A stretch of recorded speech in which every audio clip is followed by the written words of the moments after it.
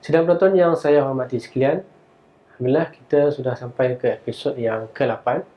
Pada episod kali ini, insya-Allah saya akan menghuraikan matan yang berkenaan dengan i'rab dan bina. Sebelum itu, marilah kita sama-sama mengulang kaji beberapa tajuk yang telah kita pelajari pada episod-episod yang lepas. Pertama sekali, Ibnu Ajurum memulakan perbahasan mengenai kalam, iaitu apakah pengertian kalam. Kemudian diikuti dengan pembahagian kalam kepada isim, fi'il dan harf. Kemudian beliau menjelaskan mengenai ciri-ciri setiap komponen kalam, iaitu ciri-ciri isim, ciri-ciri fi'il serta ciri-ciri harf. Pada episod kali ini insya-Allah saya akan menjelaskan secara ringkas mengenai pengertian i'rab. Memandangkan i'rab adalah satu konsep yang sangat penting dalam nahwu. Dan begitu juga konsep yang sangat penting dalam perisian Quran i'rab. Qala Ibnu Ajurrum, al-i'rabu taghyiru awakhiril kalimah liikhtilafi al-awamil ad-dakhilah 'alayha lafzan atau taqdira. Terjemahannya adalah i'rab itu adalah perubahan yang berlaku pada akhir perkataan, pada akhir perkataan, bukan pada tengah ataupun awal. Kerana perubahan yang berlaku di tengah atau awal itu mengenai perbahasan yang lain dalam ilmu saraf. I'rab dimaksudkan adalah perubahan yang berlaku pada akhir perkataan disebabkan al-awamil. Al-awamil adalah amil-amil ataupun faktor-faktor dan ejen-ejen. Ad-dakhila 'alaiha yang masuk kepada akhir perkataan ini lafzan atau taqdira. Sama ada secara lafaz, secara jelas ataupun takdira, iaitu secara anggaran. Dalam pengertian i'rab ni terdapat beberapa istilah yang saya kira perlu saya tegaskan, iaitu yang pertama sekali adalah al-awamil. Al-awamil adalah jamak kepada amil.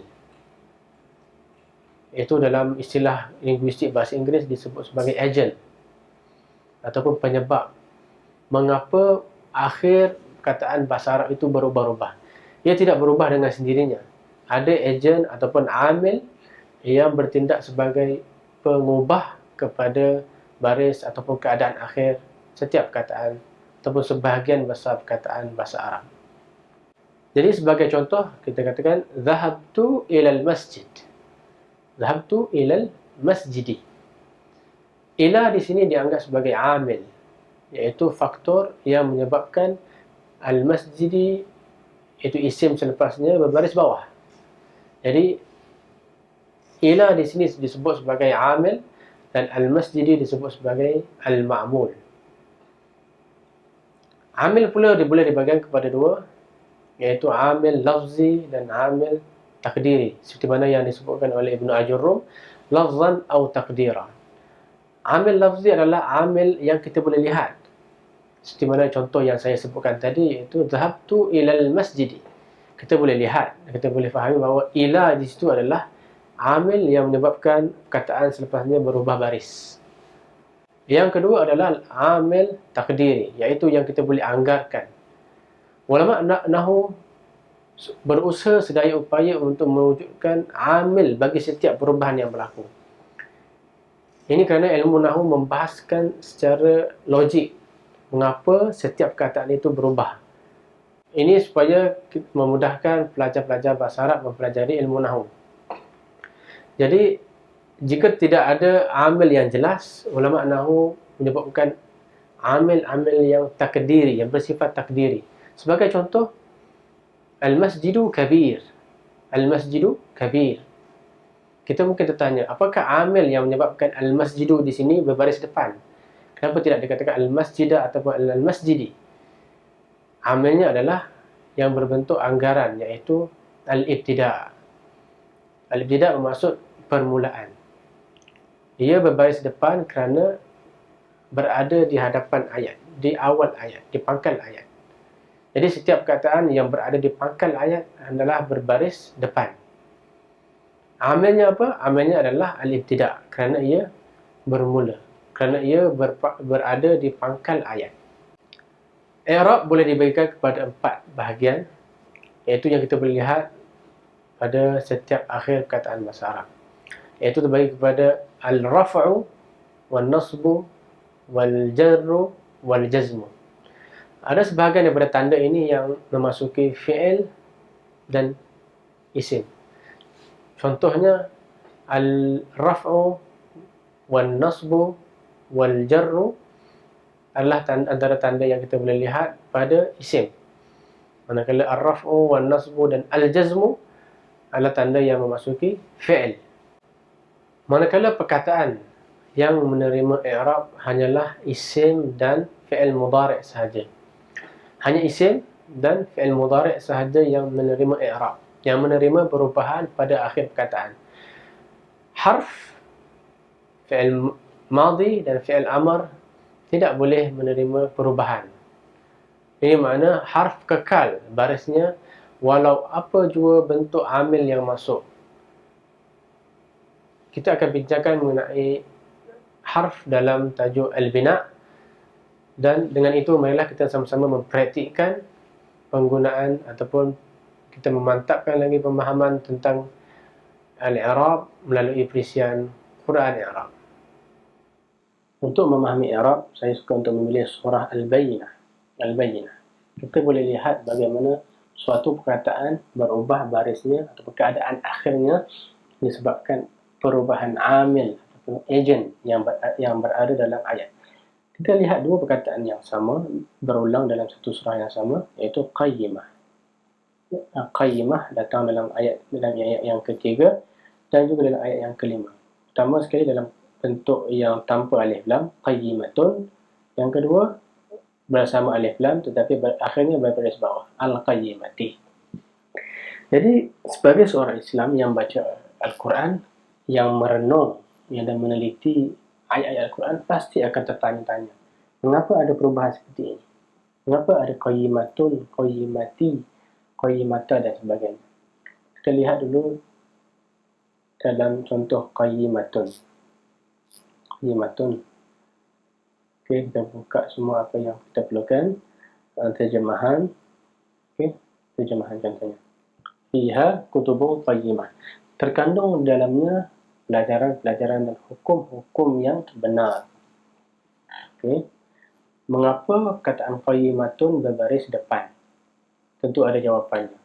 Jawapannya kita harus lihat kepada section nahwu. Okey, jawapannya tidak dapat dilihat dalam section saraf.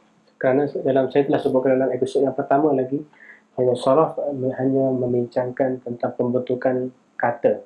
Dia tidak membincangkan perubahan keadaan akhir kataan bahasa Arab. Yang membahaskan isu ini adalah nahwu. Nahwu, kita lihat kepada mauqi', kedudukannya. Kedudukannya adalah na'at. Na'at bermaksud sifat. Okey, untuk mengetahui dalam bahasa Melayu, na'at adalah sifat yang disebutkan selepas isim bagi menjelaskan sifatnya. Dan na'at ini, okay, kita melihat dalam tutorial, mengikuti perkataan sebelumnya dari segi baris. Okay, perkataan yang mengikuti perkataan sebelumnya dari segi baris. Ini adalah sebab mengapa perkataan qayyimatun berbaris depan. Okay, kerana ia mengikuti perkataan sebelumnya dari segi baris. Kita lihat perkataan sebelumnya kutubun qayyimatun. Qayyimatun adalah sifat. Bagaimana? Pelajaran dan hukum-hukum yang benar. Qayyimatun bermaksud yang lurus atau yang benar. Okay? Jadi ia memberikan sifat kepada kutubun. Kutubun adalah benda yang diberikan sifat. Jadi benda yang diberikan sifat ini berbaris depan, maka sifatnya juga berbaris depan. Itulah yang dimasukkan dengan na'at dan man'ut. Okey. Kita faham mengapa perkataan ini, qayyimatun ini berbaris depan, kerana dia mengikuti perkataan sebelumnya iaitu kutubun juga berbaris depan. Kita pergi pula kepada perkataan qayyimatun yang kedua dalam ayat yang kelima. وَذَلِكَ دِينُ الْقَيِّمَةِ, berbaris bawah. Mengapa?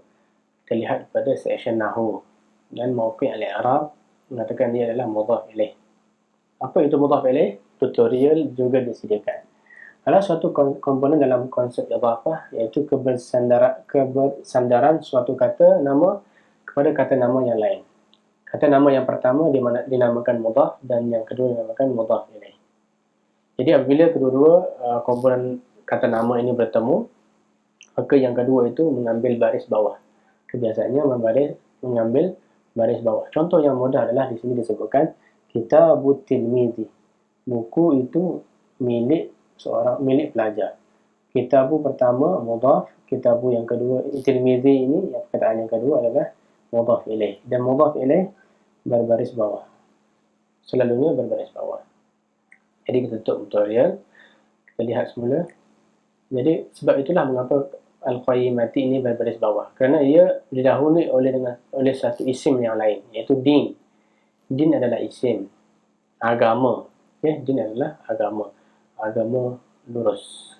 Agama lurus. Al-Qayyimah di sini adalah mudhaf ilaih, dan mudhaf ilaih sebenarnya menjadi ma'rifah. Dan dalam kes ini dia ma'rifah kerana alif lam. Jadi kita faham sekarang mengapa ia berbaris bawah. Jadi begitulah secara ringkasnya bagaimana i'rab. Apakah itu i'rab? Kataan berubah-ubah maknanya, berubah-ubah barisnya. Kataan berubah-ubah barisnya disebabkan amil-amil yang berbeza.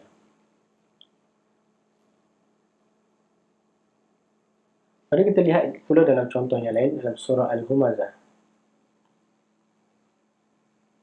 Dalam surah Al-Humazah. Ini tekan pada surah Al-Humazah.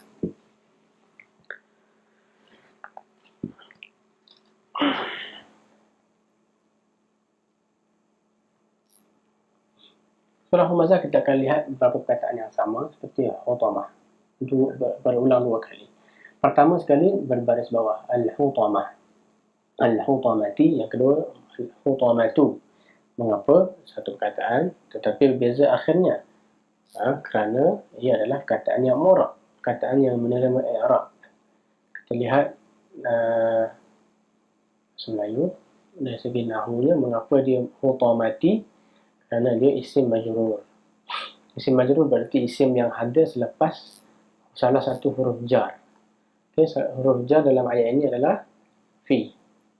Fi adalah salah satu huruf jar yang menyebabkan perkataan selepasnya berbaris bawah. Hutamah yang kedua pula berbaris depan. Kerana apa? Lihat pada muka i'rab, kerana dia khabar. Khabar adalah predikat yang menjelaskan mubtada. Okey. Wa ma adraka mal hutamah. Ma di sini bertindak sebagai mubtada. Ma al-hutamah adalah subjek. Ma subjek dan hutamah di sini predikat. Jadi predikat ataupun khabar dalam bahasa Arab mengambil baris depan. Alhamdulillah, kita telah pun mempraktikkan konsep i'rab dalam perisian Quran i'rab, dan kita telah lihat bagaimana sebahagian perkataan iaitu isim dan fi'il mudhari' berubah-ubah keadaan akhirnya disebabkan amil ataupun ejen yang memasuki sebuah ayat. Jadi dengan itu mudah-mudahan kita dapat menghayati pembacaan Al-Quran dan sekaligus memahami kandungan yang ingin disampaikan serta mesej yang dibawa oleh Allah Subhanahu Wa Taala melalui Al-Quran. Wabillahi taufiq wal hidayah. Wassalamualaikum warahmatullahi wabarakatuh.